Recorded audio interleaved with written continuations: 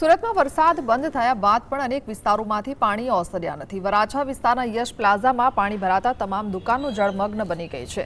સ્થાનિકોનો આક્ષેપ છે કે નજીકમાં બ્રિજ નિર્માણ દરમિયાન ગટર લાઇનને નુકસાન થતા ડ્રેનેજનું પાણી બહાર ન નીકળતા દુકાનોમાં પાણી ભરાયું છે। વેપારીઓએ મહાનગરપાલિકા સામે ભારે રોષ વ્યક્ત કર્યો અને તંત્રની કામગીરી સામે પ્રશ્નો ઉઠાવ્યા। સ્થળ પર તંત્ર ન પહોંચ્યાનો પણ આક્ષેપ કરવામાં આવ્યો। વિરોધ દરમિયાન વેપારીઓએ મેયર, કમિશનર અને રાજ્ય સરકાર સામે સૂત્રોચ્ચાર કર્યા હતા। આ નુકસાન પાછળ ફક્ત અને ફક્ત સુરત મ્યુનિસિપલ કોર્પોરેશનના ભ્રષ્ટ અધિકારીઓ છે મારા હિસાબે, અને મારી સુરત શહેરના તમામ વેપારીઓ અને એમના પરિવારોને નમ્ર અરજ છે કે તમે લોકો આ ભ્રષ્ટ અધિકારીઓ અને એમના પરિવારોને સ્ટીલના કીડા પડે એવી દિલથી મહાદેવને પ્રાર્થના કરજો, જેથી કરીને એ લોકો ઝડપથી મરી જાય અને ભવિષ્યમાં એમના હિસાબે, એ ભ્રષ્ટ અધિકારીઓના હિસાબે સુરત શહેરના કોઈ લોકો હેરાન ના થાય। રાજકોટ ખાતે યોજાયેલા કાર્યક્રમમાં ઉપસ્થિત પ્રદેશ કોંગ્રેસ પ્રમુખ અમિત ચાવડાએ સુરતની પૂરની સ્થિતિને લઈને ભાજપ સરકાર પર આકરા પ્રહારો કર્યા। તેમણે આક્ષેપ કર્યો કે રાજ્યના શહેરોમાં પ્રી મોન્સૂન કામગીરી માત્ર કાગળ પર રહી છે અને તેના નામે ભાજપના નેતાઓ દ્વારા માત્ર ભ્રષ્ટાચાર આચરવામાં આવી રહ્યો છે। સુરતમાં સર્જાયેલી પૂરની ગંભીર સ્થિતિ માટે મનપા તંત્ર અને ભાજપના શાસકોની બેદરકારીને જવાબદાર ઠેરવતા તેમણે જણાવ્યું હતું કે આ વહીવટી નિષ્ફળતા અને લાપરવાહીના કારણે અનેક લોકોએ પોતાનો જીવ ગુમાવવો પડ્યો છે। કોંગ્રેસે આ સમગ્ર મામલે તટસ્થ તપાસ કરી જવાબદાર અધિકારીઓ અને નેતાઓ સામે કડક કાયદાકીય કાર્યવાહી કરવાની તથા પૂરથી અસરગ્રસ્ત લોકોને તાત્કાલિક યોગ્ય આર્થિક સહાય ચૂકવવાની ઉગ્ર માંગ કરી છે। પ્રી મોન્સૂન કામગીરીના નામે જે ગેરવહીવટ થયો, ભ્રષ્ટાચાર ને સરકારની ગુનાહિત બેદરકારી સામે આવી છે। જે રીતે વરસાદની શરૂઆતમાં જ આખા ગુજરાતમાં પહેલા જ વરસાદમાં રસ્તાઓ ધોવાઈ ગયા, અનેક જગ્યાએ મોટા ભૂવાઓ પડ્યા, અનેક જગ્યાએ બ્રિજ તૂટ્યા। એ ભાજપનો ભ્રષ્ટાચાર આજે ખુલીને બહાર આવી રહ્યો છે। અનેકને માલ મિલકતને નુકસાન થયું, વેપાર ધંધાના સ્થળોને નુકસાન થયું અને છેલ્લા 2 દિવસમાં 9 જેટલા લોકોના મોત થયા। તાપી જિલ્લાના ઉપરવાસમાં અને સ્થાનિક વિસ્તારોમાં ભારે વરસાદને કારણે બારડોલીમાંથી પસાર થતી મીંઢોણા નદીમાં પૂરની સ્થિતિ સર્જાઈ છે। પાણીની ભારે આવક થતાં નદી ગાંડી તૂર બની, જેના લીધે બારડોલીના નીચાણવાળા વિસ્તારોમાં પાણી ભરાઈ ગયા। ખાસ કરી અને તલાવડી વિસ્તાર અને બારડોલી કોર્ટ સામે આવેલા ખાડા વિસ્તારમાં પૂરના પાણી ઘૂસી ગયા। આ ખાડા વિસ્તારના 150થી વધુ ઘરો તે પાણીમાં ગરકાવ થઈ ગયા છે।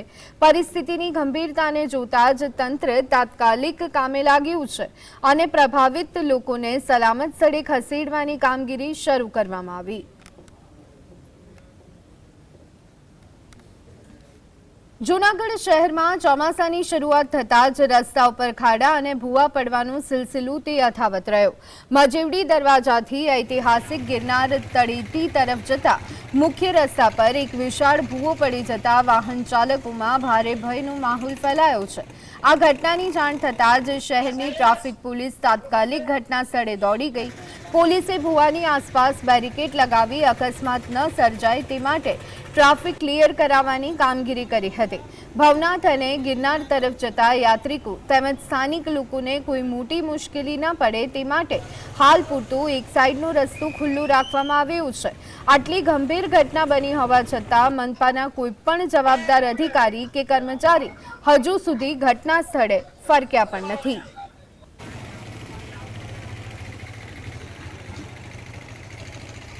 અંકલેશ્વરમાં વરસાદી માહોલની વચ્ચે ગડખોલ પાટિયા ઓવરબ્રિજ પર ફરી એકવાર ગાબડા પડતા તંત્રની કામગીરી સામે સવાલો ઊભા થયા છે।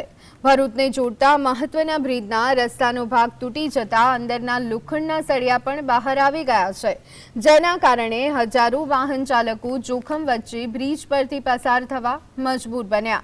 સ્થાનિકોએ તાત્કાલિક સમારકામની માંગ કરી તો બીજી તરફ કોંગ્રેસે બ્રિજના નિર્માણ અને જાળવણીમાં ભ્રષ્ટાચારના આક્ષેપો સાથે સમગ્ર મામલે ઉચ્ચ સ્તરીય તપાસ અને જવાબદાર અધિકારીઓ સામે કડક કાર્યવાહીની માંગ ઉઠાવી છે। તંત્ર હવે શું પગલાં ભરે છે તેના પર સૌ કોઈની નજર છે। અંકલેશ્વરથી ભરૂચ જોડતો બ્રિજ, ગડખોલ બ્રિજ, એની એ જ્યારથી બન્યું છે ત્યારથી વિવાદોમાં છે। સ્ટ્રીટ લાઇટો એ લોકો લગાવતા નથી, ટેન્ડરમાં હતું તો પણ આજે ત્યાં અકસ્માત થયું છે. 2 થી 3 જણા ત્યાંથી એક્સિડન્ટની અંદર નીચે બ્રિજની નીચે પડી ગયા છે. આજે આટલું મોટું ખાડું પડ્યું છે. આજે 2 થી 4 દિવસથી આ ખાડું જો સરિયા દેખાતા છે, અહીંયા કોઈ જોવાવાળું નથી. ભારે વરસાદને પગલે આજે વડોદરા એરપોર્ટ પર અસામાન્ય સ્થિતિ જોવા મળી. મુંબઈમાં ખરાબ હવામાન અને વિઝિબિલિટીની સમસ્યાના કારણે હવાઈ સેવા ખોરવાઈ ગઈ હતી. દિલ્હીથી મુંબઈ જતી એર ઇન્ડિયાની ફ્લાઇટને વડોદરા ડાયવર્ટ કરવામાં આવી, જ્યારે વડોદરાથી ઉપડેલી ઇન્ડિગોની ફ્લાઇટ પણ મુંબઈમાં લેન્ડિંગ ન થઈ શકતા પરત વડોદરા આવી પહોંચી. મુંબઈ એરપોર્ટના રનવે પર પાણી ભરાઈ જવાથી આ નિર્ણય લેવામાં આવ્યો હતો, જેમાં અંદાજે 225 જેટલા મુસાફરો તે અટવાયા હતા.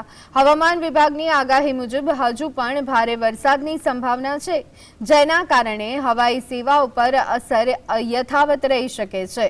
હાલમાં મુસાફરોને વડોદરા એરપોર્ટ પર રોકાવું પડ્યું છે અને પરિસ્થિતિ સામાન્ય થવાની રાહ તે જોવાઈ રહી છે. વડોદરાના સાવલી તાલુકાના જૂના સમલાયા નજીક વરસાદની આડમાં કેમિકલયુક્ત ઝેરી પાણી છોડવાના મામલે સમગ્ર વિસ્તારમાં ભારે ખળભળાટ મચી ગયો. આ ગંભીર સમસ્યા અંગે જીએસટીવી ન્યૂઝ દ્વારા અહેવાલ પ્રસારિત કરવામાં આવ્યા બાદ ગુજરાત પ્રદૂષણ નિયંત્રણ બોર્ડ તાત્કાલિક એક્શનમાં આવ્યું. જીપીસીબીની ટીમે ઘટના સ્થળની રૂબરૂ મુલાકાત લઈ અને તપાસ હાથ ધરી અને મીની નદી તેમજ નજીકના ખાડાઓમાંથી પ્રદૂષિત પાણીના સેમ્પલ એકત્ર કર્યા. આ તમામ સેમ્પલને લેબોરેટરીમાં પરીક્ષણ માટે મોકલવામાં આવ્યા, જેના રિપોર્ટ આવ્યા બાદ જ પ્રદૂષણની અસલી હકીકત એ સામે આવશે. તંત્રની આ ત્વરિત કાર્યવાહીના કારણે વિસ્તારમાં ગેરકાયદેસર રીતે પ્રદૂષણ ફેલાવતા અસામાજિક તત્વોમાં ભારે ફફડાટ વ્યાપી ગયો છે. સ્થાનિકોની માંગ છે કે પર્યાવરણને નુકસાન પહોંચાડનારા તમામ જવાબદારો સામે કડકમાં કડક કાર્યવાહી કરવામાં આવશે.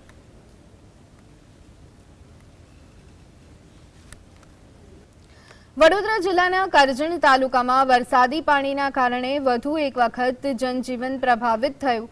ગણપતપુરા અને માંગલેજને જોડતા માર્ગ પર આવેલા રેલવે ગરનાળામાં વરસાદી પાણી ભરાઈ જતા વાહન વ્યવહાર તે ખોરવાયો છે. આ માર્ગ ગણપતપુરાથી નેશનલ હાઈવે 48ને જોડતો મહત્વનો રસ્તો છે. ગરનાળામાં પાણી ભરાતા અનેક વાહન ચાલકો રસ્તામાં જ અટવાઈ ગયા હતા. બાઇક ચાલકો જીવના જોખમે પાણીમાંથી પસાર થતા દ્રશ્યો પણ સામે આવ્યા.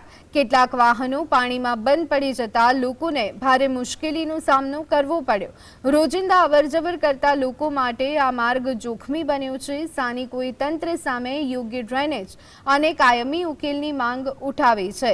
દર વર્ષે વરસાદમાં સર્જાતી આવી સ્થિતિ સામે પણ સવાલો ઊભા થયા છે.